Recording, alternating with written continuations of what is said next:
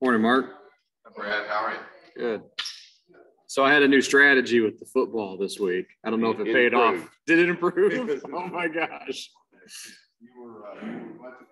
That's terrible.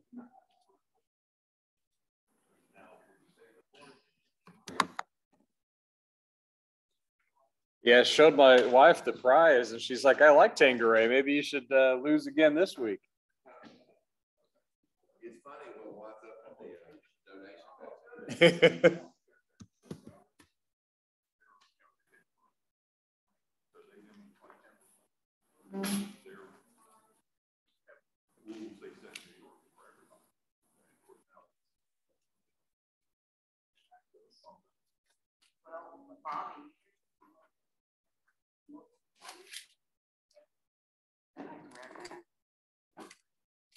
Oh yeah.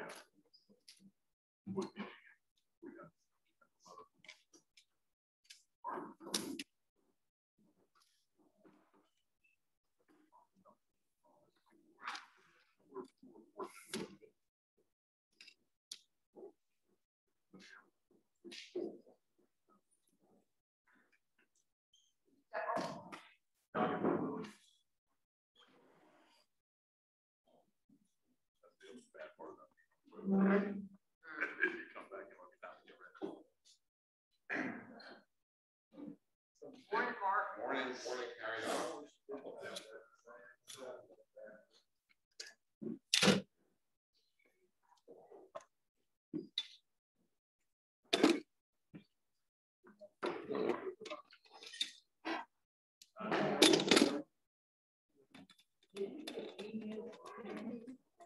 Yeah.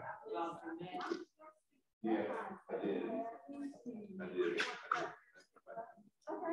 We got a talk. Got everything. I did. This is like,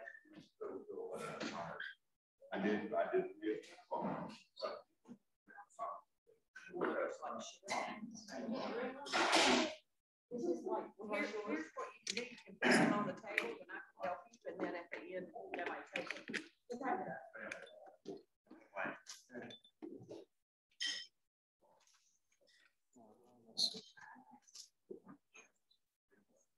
Yeah.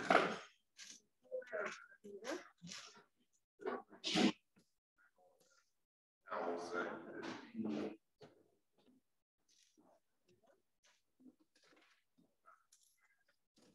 My oldest and her husband is the whole family.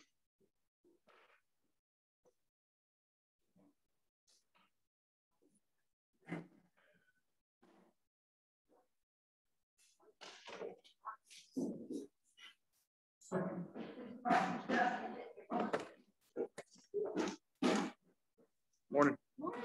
Are you our presenter today? Yes. Do you have any slides or anything? I don't. I'm just going to speak. Just going to talk. Yep. All right. That works too.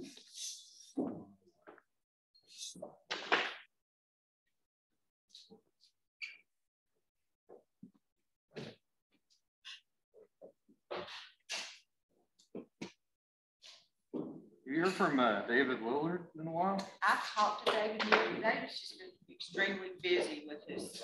Kind of started Oh yeah. a segment or something of his business. Yeah. And he says he's planning to get back, but he just had Been busy.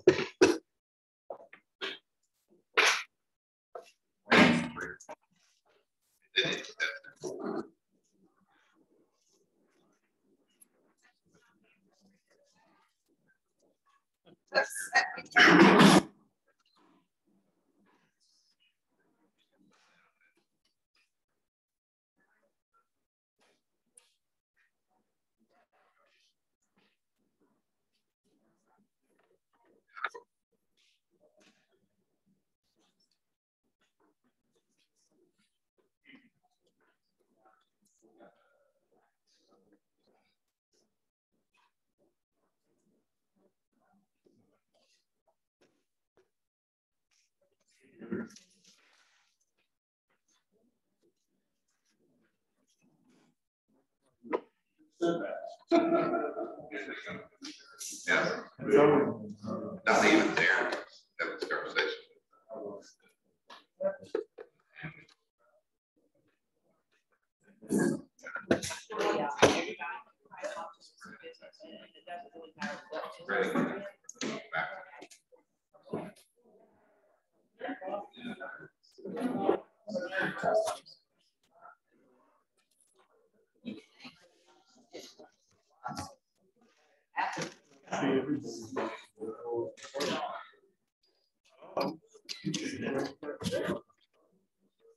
What's that?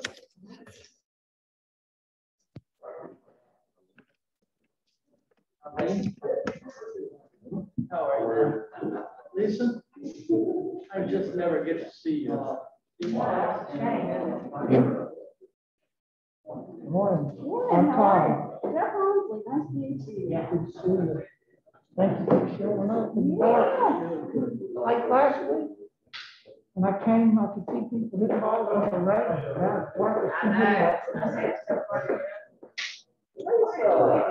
How are you doing this morning? Trucking along. I had a really slow, almost fighting, slow summer. Good morning, Chip. Good morning. How you doing this morning? Good. How about you?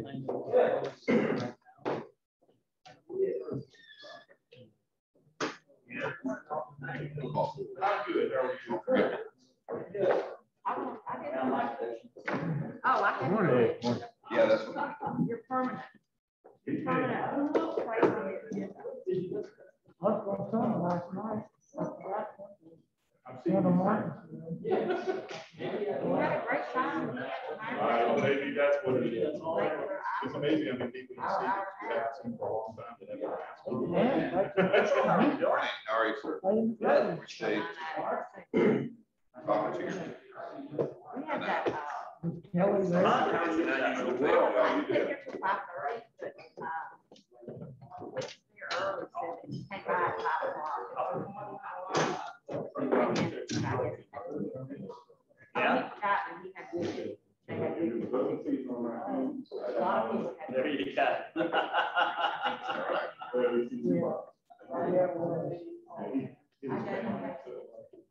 Oh, wow.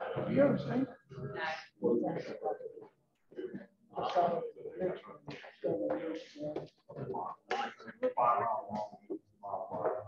Morning, Brad. Hey, fine. Good. How about you?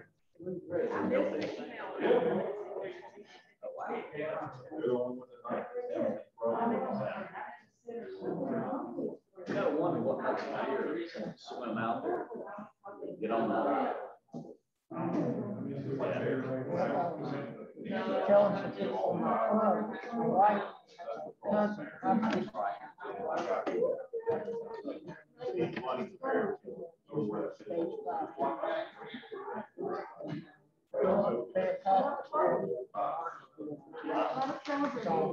Some of them.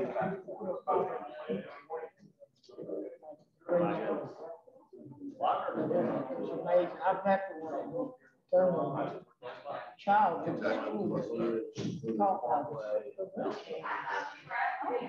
Good morning, everybody. So we have 45 GCR members of the Senate this morning. We have 3 guests. Guy Robondo has a guest. My good friend Rick Dutch, been knowing Rick for 15 years now. Some people here know Rick over the years. He's been in finance throughout Greensboro. So welcome, Rick Dutch.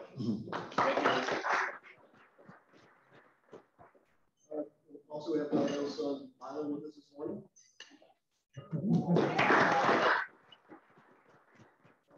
Also, we actually have 26 members with Frank zooming in this morning, and we have our speaker. And thank you. Thank you. I think Rick Martin is traveling, but I have a couple of club anniversaries to announce. Danielle, you have an anniversary next week, I believe. I had no idea. 2 years. October 10th. And Billy Dodd, who's been missing in action, reach out, 4 years and a couple of birthdays. Tony Hugmeyer has a birthday next week, and Todd Nunn. And where is Mark? Is Mark Reynolds here? Right there on an anniversary weekend. They have a wedding anniversary, me and Jill next week. So happy birthday. Happy dollars. Happy Bob flew all the way back just to come this morning to do happy dollars. I did. Send up the man. Steve. I have a happy 20 because it covers a lot of things. I look around the room. Well, last night I attended the 505, and I got to tell y'all, we are so blessed that Danielle being part of this club. Since the day she walked in our door, she brought energy that is just so admirable. She brings a positive energy that I really admire. Kelly Harrell put on a spread, and where's Kelly? Kelly put on a spread that was over the top. And of course, Dave Lynn was doing his magic. Last weekend, just was able to spend a couple hours digging holes with Matt Foster, and that was quite an experience. It made me miss Florida sand a lot. North Carolina clay is a little unforgiving. I've got a few blisters over that. But I am so proud to be part of this club. It energizes me so much. Steve, is it Sweatola? Yes, sir. Sweatola. And Glenn White, I have your packets and badges for you. Well, I don't have the badges because I keep forgetting to pick them up, but we will get you all these. We'll just blame that on Roboto.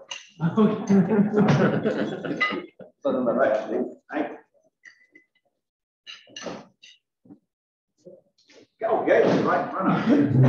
All right, I got you. I'm going to just ditto on them. I'm just grateful for all of you to be here. And then, of course, I've got a Rosa update. She has been waiting for this for a long time, but she will be spending next semester in Florence, Italy. Wow. She is so excited about that. Yeah, maybe I'll get to visit her. And then last night, Victoria had senior night at Page. She plays field hockey. They haven't won a game until last night. It went into overtime. They were playing supposedly the most difficult team to beat. They were given 10 minutes of overtime, and she scored the winning point for that game, and it was just very exciting. It was really, really tight. So I want to share that. Thank you. I'll do a happy dollar so Bobby doesn't have to brag on himself. We were fortunate island this past weekend. Really beautiful weather. And I decided I need to go down the beach because I don't like over fishing. And the second I get down there, I see Bobby bent over double, going out of the water, coming back. I'm like, you got to fish stingray on 42-inch citation drum. And the ranger saw him catch it. And he came in camp a little while later and we'll check all our coolers. We didn't have enough coolers for that fish. Of course, we had to put it back. But we had a really great trip. Last time, Bobby can tell you more about it. Don't ever give him a dark and stormy. I was almost too drunk to fish.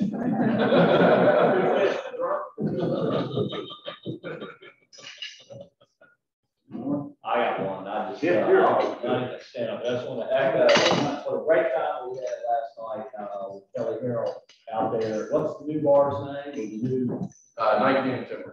19 in Timber. So 19 pole and wood, right? Yeah. We got very nice. Very nice. Thank you, guys. Okay. Tommy, thank you for that. They say it's not bragging, it's the truth. But it was a great trip pulling that big old drum. It's not as big as I am, didn't much, but I had a great, I was supposed to be here, but I got in last night about 9:30. Biggest dog show we do in the whole country, really, number-wise. They only have it once every 5 years. It's called Morrison Essex. And it was Mrs. Rockefeller used to hold this on her estate in the 20s, 30s, 40s, 50s, up there in northern New Jersey, and they revived this about 20 years ago. So we do it every 5 years. They didn't have it last year because of COVID, so they had it yesterday. Awesome event, over 4,000 dogs, old cars, everybody wears old hats. It was really neat. So the weather was good. 4-legged dog won. Actually, I left before it was over so I could get back. So I had to look up and see who won. Anyway, great time. Great fishing trip with Tommy, though. Grandpappy said, you know, behind every successful man, there's usually a woman. And behind the fall of every successful man, there's usually another one.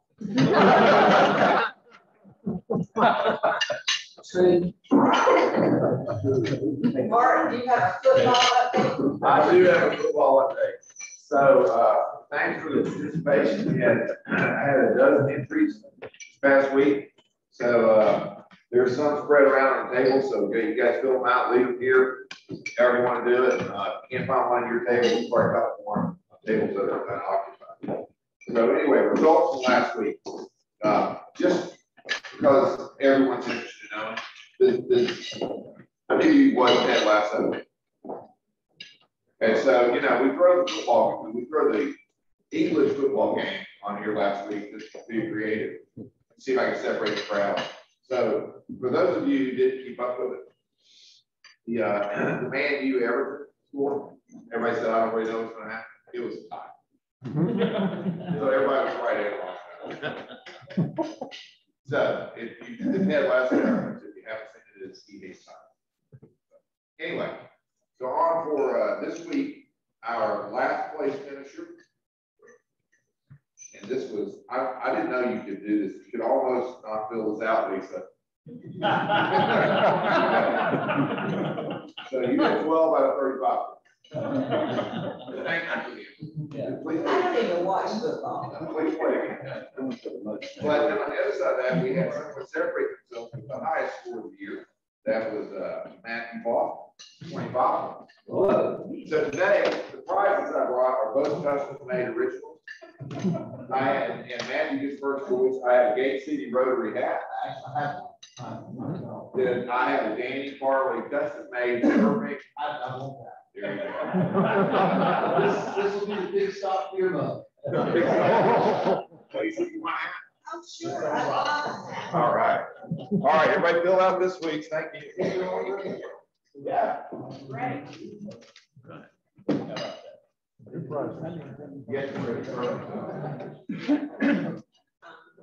Guy or Matthew? Yes. You want me to talk about the Project Rebuild? Oh, yeah. No, I know. So Saturday at my house, all the cooks are invited to come at 2 o'clock to do a little strategy session. If you need to cook at my house, obviously come earlier, but I think everybody's bringing their dishes cooked and we're going to serve. We're going to start serving around 4. So my wife and I talked about whether it rains or not. I said, well, I think we're going to do it rain or shine. So if you want to come out, we've got plenty of space inside. We've got plenty of covered decking. So everybody come on out, bring your cash or your check. We're asking for $20 a person for the foundation. This is an informal foundation fundraiser. So all the money we raise goes to the foundation. Right. I heard a couple of people last night say they couldn't be here Saturday. So if you can't be here, you have to double it. That's right. At least I'll collect the checks over next week. One other thing, I am going to bring a sign up for Pig Stock ourselves. If we buy the tickets through the club, we save the expense of buying it online. So Cookie Billings has requested we do that. So I'm going to bring some sign up, put them at all the tables, and I'll put them out throughout. We need to tell her by the end of the month. So we've got about 2 or 3 weeks to decide how many tickets to buy. One of the awards is People's Choice. And if you buy tickets, you get a ticket to put in the People's Choice Award. So I'm banking on you guys. I want to win.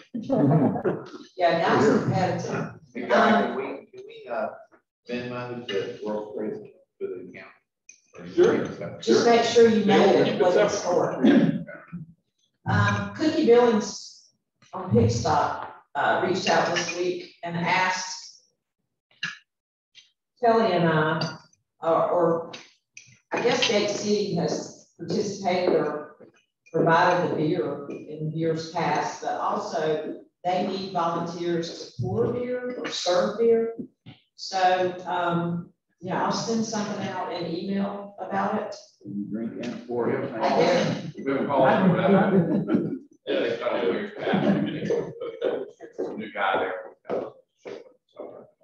Okay. We'll talk to him. We'll know that. Okay, and I don't remember us being formally organized to serve or volunteer to serve beer, but if you're inclined to serve beer, could you need us help doing that? So, project rebuild. Morning, everybody. We had a great successful weekend last weekend. We got a lot done.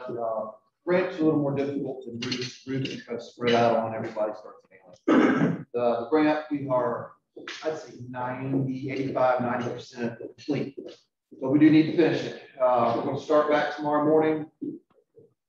I have high hopes the rain will hold off. I don't think that if we can get there for 2-3 hours on Friday, I don't think we need Saturday. And I will look at the side of Genius and make some phone calls Friday night to let everybody know to not come. So if you don't hear from me, and you sign up Saturday, please come out and we'll give you a shot. But thank you everybody for everything we've done, and it's a fun project. It was rewarding seeing 2 90-some-year-old ladies just sit there and be in awe of the things we do. We do other things like this for other people, and that's why I'm part of Rotary, which is Danielle was speaking on earlier. So if you enjoy being a member, volunteer sometimes. Thanks. I have a question for you, Matthew. So I was trying to get my dad to come out on Saturday. I can't go tomorrow, but I can do Saturday morning. And he had all kinds of questions about tools. He doesn't need to bring any tools. Anything he brings is helpful, but they've got everything. And at this point, I guess I'd say just drill would be the best thing. If he wants to. He does. He likes his tools. And I think Steve has a quick announcement. Tonight at the Loaded Grape, we're having our first 2022 fundraising meeting.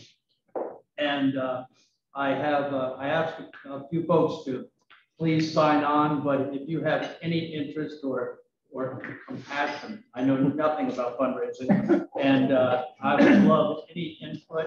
I'm buying the first round at the Loaded Grape and bringing some snacks. So please come and join us. Even if you just want to be amused in my ineptitude, please come.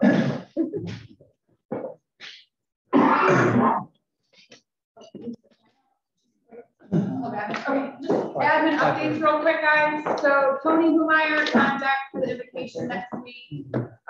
We are in the rotation of Sergeant at Arms and going through the list. I do need some volunteers, so if you can't come to me, I will volunteer you. Bobby C and Rick are on deck through November, but then after that, we get the rotation going. Next Wednesday is our scavenger hunt downtown. So the plan is I'll be at Natty Green's. If you guys want to bring your friends, family members, etc., come to see me at Natty's. I'll get you set up on the scavenger hunt. Have a great evening. First week of November, Wednesday, the first week of November, we're talking to Rioja about doing a wine education class as the 505. So more to come because I will require an RSVP for that. I'm just trying to set with those seats so you know what's coming in the future. It's my pleasure this morning to introduce Beth Hinesley, the community. She's community relations coordinator on Carolina Governor's Office. I believe they changed the name of RPD. I hate Rick Martin's not here because this organization is near and dear to his heart. He really wants to do a program on it. But Beth has been here for 24 years. She went to NC State and she was amazing to improve the horticulture. Then went to Western Salem State, where she also does a degree of nursing. But she came to Carolina Donor Service and she worked in the tissue donation area and was responsible for many of the tissues that we use today in transplantation. She's now, and she worked in the organ preservation and recovery. Today, her big focus is community education about organ and tissue donation. So Beth, come on up and tell us about this wonderful group.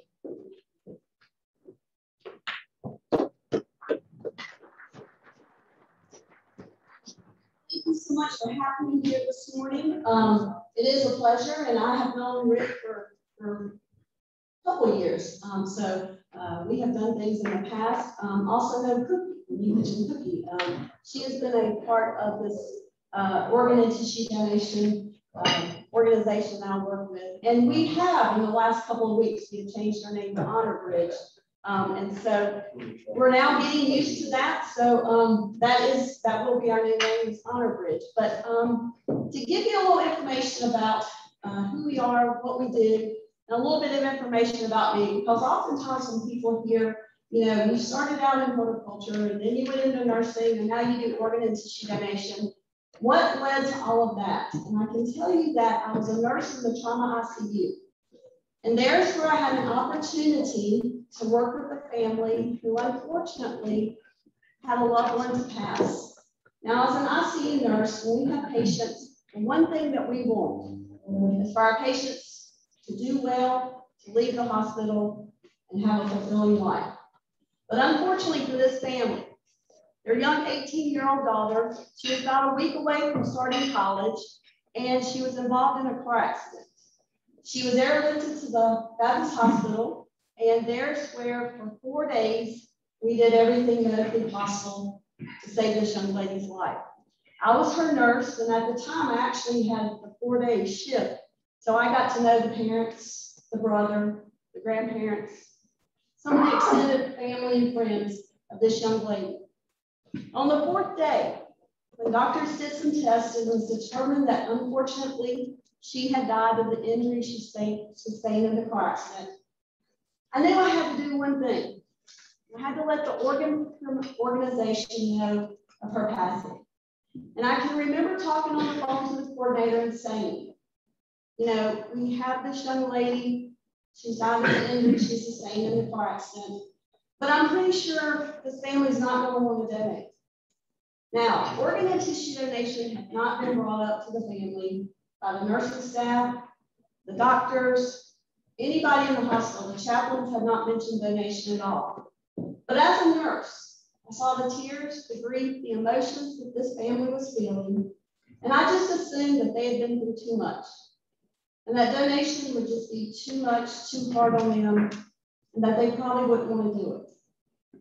But thankfully, the coordinator came to the hospital, and that night, I got to go into the family consultation room with that family, and I can remember, you know, being a nurse, you have to protect your families. I don't know why I was really protecting them from with this, but I was very thankful I got to go in there. I can also remember me saying to the coordinator, you know, I'm pretty sure you're going to get a no. This family has been through so much. But as we sat across from this mom and dad and brother, donation was mentioned. I immediately saw the mom turn to the dad and say, do you remember what Brooke said? Now, unbeknownst to me, at 16 years old, this young lady went to get her driver's license.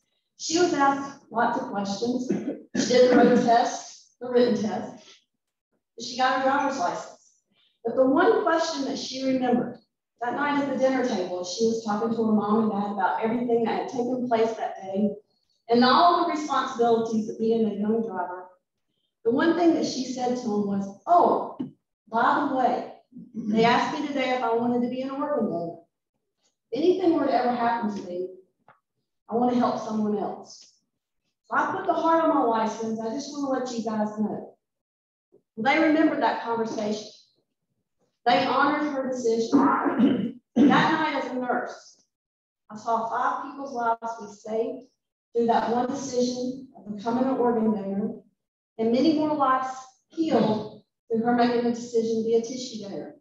So I knew when I got into nursing, I wanted to help people. And so I figured this was the best place to be. Now, in my career, I didn't know that I would become also a donor family member myself, and also a recipient family member. And I can tell you from a donor family standpoint, when something sudden, tragic happens, if you can find any hope or anything positive, donation was that for us.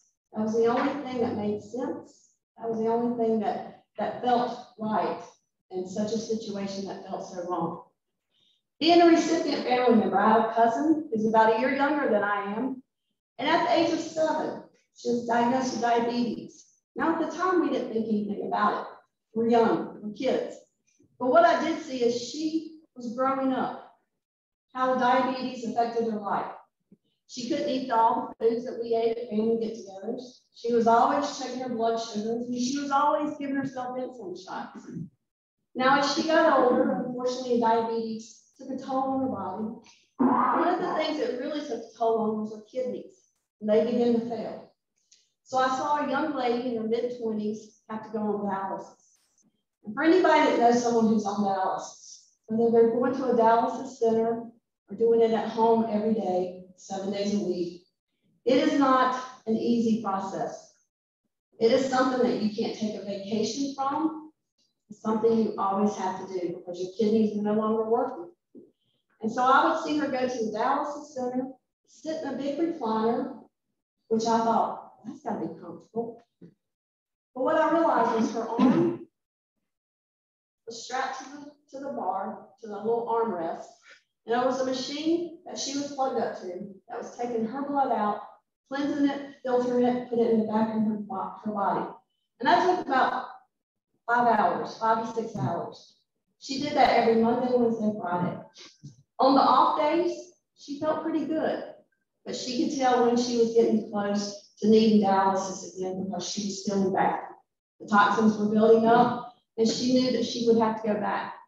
And I can remember talking with the transplant surgeon, being so excited when he said, you know, I think you would be a great candidate for a kidney and a pancreas. Now, I've been in this field for a couple of years, and I thought, we got to get home, we got to pack a bag, we got to get ready for this transplant. But what I remember the doctor saying is, unfortunately, with kidneys, they're the #1 needed organ, both here in North Carolina and across the United States. Maybe 3 to 5 years before you get that first phone call. It was right at 5 years when she got the phone call. A family we still do not know, in their darkest hour, their worst moment, honored their loved one's decision, and she was a recipient of a kidney and a pancreas. Now, in the community, people ask me all the time, does donation really work? And I can personally tell you today, watching my cousin live life to the fullest, it did work for her. That kidney that she got is doing the job it's supposed to. No more dialysis. That pancreas that she got cured the diabetes. So no more checking her blood sugars. No more giving herself insulin shots. So to think about being sick most of your life, and then suddenly for the generous gift of someone, like I said, we still do not know, who's no longer with us. We call them our hero, has given her that second chance at life. And that's what organ and tissue donation does, is it gives someone a second chance at life. And when we're in the community, I always tell people, this is a very personal decision. It's a decision that you make that's right for you. And I do understand sometimes donation isn't for everyone. But oftentimes people sometimes make a decision based on something they've seen on TV, which most of that is untrue when it has to come to organ and tissue donation. Something they've seen on the internet, or maybe something someone's told them. They're not quite sure if it's true or not, but it's made them hesitant to want to donate. Some of the fears and misconceptions I hear in the community, and the #1 thing is, if I put a heart on my driver's license, if something were to ever happen to me, I'm in a car accident, will those doctors, those nurses, those paramedics, will they do everything they can to save my life? Or will they see I'm a donor and just say, hey, we don't have to do anything. You're an organ donor. People fear that still today. The mistrust of the medical profession. And I can tell you, being an ICU nurse, I never saw a driver's license. Never knew what my patient's wishes were. At that point, I didn't care. When I knew what we needed to do was to save a life. It's not until after death has been pronounced is donation even an option. So for those that fear that, know that that's the #1 thing medical professionals do, to save a life. Another thing that people wonder about, you know, they say to me, Beth, 20 years ago, I put the heart on my license, but As I've gotten a little bit older, you heard me trying to get out of bed this morning, you would think to yourself, is there anything that they can use? My body pops and creaks. It's all worn out. I'm not sure that there's anything in the body home. There's got to be an age limit. Amazingly enough, there is no age limit. This summer, we had a 96-year-old man, he's the oldest organ donor in the United States, to be able to donate his kidneys and his liver. Now, the recipients of those organs weren't in their 20s and 30s or 40s. They were a lot closer to his age. But those organs are still working. They're doing great for those patients. Doctors look at the health of the organ, not the age of the donor. And I can honestly say sometimes we've seen older donors that are a little bit healthier than some of our younger donors. So thankfully, age is not something that we have to look at. It's the health of those organs. And the last question that people wonder, is there expense involved? I don't want my family to have to pay any more than they have to when I leave this earth. Is there going to be a charge for me to be a donor? The answer to that is no. There is no charge at all to your family for you to be an organ and tissue donor. All costs related to donation is picked up by the organ procurement organization like us, Honor Bridge, and so nothing will ever be charged to your family. So oftentimes when people hear that, they're a little bit more likely to want to maybe register. They still may be thinking on it. And I tell people, you know, it is something that can help a lot of people. Oftentimes people say, well, is there a need? Are there really that many people who need a transplant? Well, right now in North Carolina, there's over 3,000 patients waiting for a life-saving organ. Heart, lungs, liver, kidney, pancreas, and small intestine. Across the United States, there's over 107,000 waiting for a life-saving organ. Unfortunately, in the United States, there's just not enough registered donors for the need that we have right now. And so part of my job, and I'm so thankful you guys had me come this morning, is just to get out in the communities, to raise awareness, to have people to stop and think about it. Now, oftentimes people say, well, I'm just one person. Is it really going to make a difference if I register? Well, just one person in this room who's a registered organ donor could potentially save the lives of up to 8 people. That same person who's registered to be a tissue donor could heal the lives of over 75 people. So sometimes in this world, when you feel like you are just one person, and are you really making a difference? I can tell you with organ and tissue donation, you're not only making a difference for those who are in need, but you're keeping families together. When we have our family get-togethers, my cousin's still there. She's healthy, she's happy, she's living life because of the decision the stranger we still do not know to this day made. So it does help so many. With tissue donation, oftentimes people say, well, what is that? Tissue are things like corneas. Corneas can be donated to give sight to someone who cannot see. A couple months ago, I was fortunate to meet a gentleman who, at the age of 62, got a corneal transplant. He had been involved in a chemical explosion at work at age 19. He had lost his sight when that explosion happened. No one had talked to him at all about a corneal transplant. He had been married for a year when he lost his sight. He had 2 adult children and 4 grandchildren he had never seen. A doctor talked to him and he said, I think you'll be a great candidate for a corneal transplant. Do you want to give it a shot? The gentleman said, you know, at this point, I'll give anything a shot. And so as the bandages were being taken off, he said to me, he goes, Deb, when they first came off, things were a little blurry, but things started clearing up, and I could see my wife for the first time after being married for just a year. He said, I looked at her and I said, you're as beautiful today as the day I married you. He said, I looked at my grown children and my grandchildren that I had never seen before. When you hear someone's voice, you try to think what they look like. You can't see them. This gentleman finally got to see him. And I thought at that moment, the things that he told me he could see now.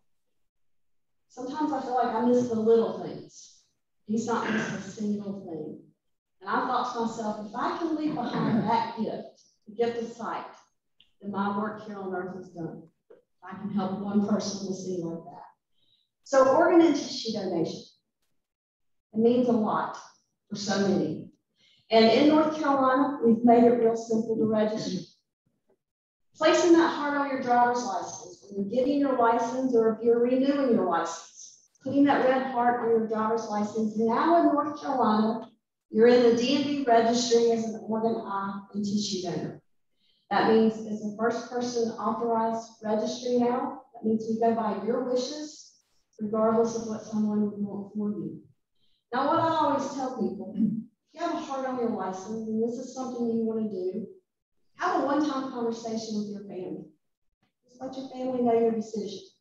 You know, it does so much for families to be able to know that this is what you wanted and to be able to make sure this is what happens for you. We also have an online registry, donatelifenc.org. We can register online.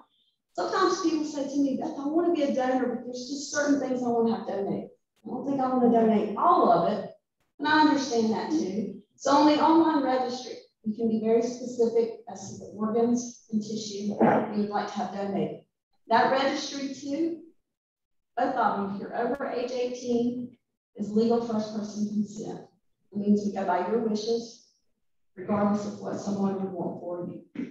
There's some information on the table. Please take. If you have any questions, I'll be around afterwards. Please ask.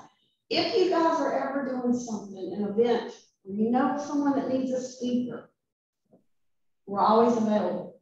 We just want to get information to people. We just want people to be able to make a decision that's right for them. We want to try to get as many people registered in North Carolina as possible. So I'm going to leave with you guys. I loved what the lady said earlier about the inspiration and what Rotary means. And you guys already fit this definition of the things that you do, but I just want to share this. And it's the definition of what is a hero. Now look this up, and one of the definitions is a person who's admired or idolized for courage, outstanding achievements, or noble qualities. Sounds pretty good. Number 2, definition. A person who is, in the opinion of others, has special achievements, abilities, or personal qualities, and regarded as a role model. That's a good one too. The third one I found, and this is the one I love the most. What is a hero? Someone who's registered as an organ, eye, and tissue donor. So thank you again for this opportunity to come and speak. Yes? Just to confirm and clarify, if we have the heart on our driver's license, I mean, what is the process if we get in an accident and brought into the hospital? How does that information actually get to the medical staff? And what are the nuts and bolts of that? The nuts and bolts of that actually is we are federally designated as an organ procurement organization. So we work with hospitals. So we cover a 77-county area in North Carolina. There's 2 organ procurement organizations in North Carolina. And the other, Life Shared Carolinas, their main office is in Charlotte. And so when there is a death in the hospital, hospitals are required by their mandates are to call in all deaths, all impending deaths to the local organ procurement organization. So that's how we're notified of someone's death. And so that's how the process begins, is that hospitals have to call in those deaths. I guess following up on his question, the very fact that it's on your license, how is that information, when you register it, does that registry go to your organization? We can actually access the DMV registry after a person has died. We can actually go through the DMV registry to see if there's a donor designation. We also have access to the online state registry to see if there was a donor designation. So is that every time a death certificate comes in, is there something that feeds into you, that alerts you, that causes you to check with the DMV? Yes, when the hospital notifies a patient has died, it doesn't even have to be with the death certificate. They just notify us of the death. Then at that point, we can check the DMV registry and also the online registry. Now, if someone were not registered, that doesn't mean there's not an opportunity, because sometimes people say to me, Beth, I'm just going to leave it up to my family. I don't want to put anything on my license or online. I don't want to go online and register. I'm going to let them know this is what I'm going to do. So I'm going to leave it up to my family at that time. Hopefully they'll carry out my decision, but they may not. But we talk to everyone's family. Even if you're registered, we still work with the family. It's not like on TV where we rush in and take the organs and then we go and transplant them. It is a process. Sometimes families are ready to make decisions. Sometimes families need a couple of hours to make decisions. So we're with them the entire process. Yes. My curiosity on that, what is the time frame? Because how fast does all that actually take place? From the time of consent to the time we go to the operating room, the last organ is recovered. And for us, the critical time is when the organs are recovered, because they have a certain hours that they, from the time they're recovered to the time they're transplanted. But for us, and how we talk to the families and work with the funeral homes, it's anywhere from 18 to 24 hours from the time of consent. And that's true with tissue as well. I got you and then you. So from that same perspective, is it also federal, or is it better for you to also have it maybe listed in your healthcare directive or your living will? Some people have asked that, and it's better to do both. Sometimes people, what we've run into problems with is people put it in their wills or paperwork that may not be read for, in a time frame. But sometimes families forget that that was placed in there. And so at that time, they may not, have that decision ready. So we tell people, and healthcare power of attorney, you can put it in there. And oftentimes families are together when they're making those decisions. And so they remember that. But I've always told people, register in both places. Put the heart on the license, register online, and then put it with your important paperwork like healthcare power of attorneys or wills. But just know that sometimes that may take longer for that to be accessed. Is there, I know with HIPAA rules, it's really tight, but is there ever any way that both parties, the family, can possibly meet recipients? In today's world with social media, that sometimes happens without the transplant centers knowing what's going on and we not knowing what's going on. We've had several of our donor families to meet the recipients of their loved ones' organs. What we do is there's a process that you go through. They can write a letter, like the donor family can write a letter to the recipients. The first letter, they can't put any identifying information in there. What we do is then we contact the transplant centers that have the recipients that receive those organs. We send that letter to them. And at that point, they reach out to the recipients and say, hey, donor family's written a letter, can we send it to you? Now, sometimes recipients say immediately, yes, send it. And then sometimes recipients say, hold on, I'm not quite ready. And vice versa, recipients can write to the donor families, and that letter would come to us. We would reach out to the donor families and say, we have a letter from the recipient. Would you like to receive it? There again, they can say, send it on or hold off. Sometimes people say, well, why would recipients maybe not want to know anything about the donor? And a lot of times, and my cousin went through this, they sometimes go through what's called a survivor's guilt. I'm here today, but the person that gave is not. And so they got to work through that.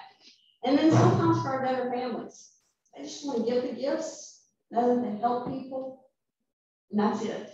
Because for them, if they were to lose one of the recipients, something were to happen to them, it's going through that loss all over again.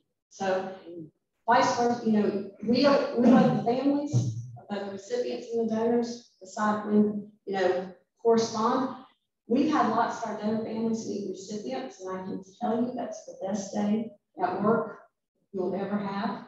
But we've also, like I said, we've had families, we've had recipients to know where transplant surgeons sometimes say you're getting your heart from, it's a local heart, it's coming from the Triad area. Well, it doesn't take much for a family to start looking on the newspapers and start looking to see. And sometimes they say it's a young heart. And so they put two and two together. They get on social media. There's a lot of time prayer requests that go out for the loved ones. And so we've had them to actually put two and two together and figure it out before they even, you know, the recipients even left the hospital. They know who their donor was. So it's changed in this new age and with the way social media works, but we do encourage families to write letters. And if they want to meet, that is a great thing. Yes. Cremation versus burial. One of my family members is very strongly against cremation, and therefore she won't be at home. Is it true that if you donate, you have to be cremated? No. If you are organ and tissue donor and donated everything that you could, if you're able to have an open casket before donation, you can after donation. No one's going to know that you are organ or tissue donor unless someone tells you. The recovery of the organs is a single incision line.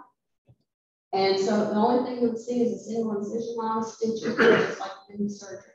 Same is true for the tissue, single incision line. Prosthetic-like devices are put back in to rebuild the long bones of the leg. No one's ever going to know. They're just going to see a single incision line with stitches. And that's if you were to see someone without anything on. Most funerals I've been to, that wasn't a problem. So if you're able to have an open casket before donation, you can after donation. Now, unfortunately, there are people who die with us that they wouldn't be able to have an open casket regardless if they were a donor or not. So, but no, you can still have an open casket. Thank you. All right. Well, thank you guys. And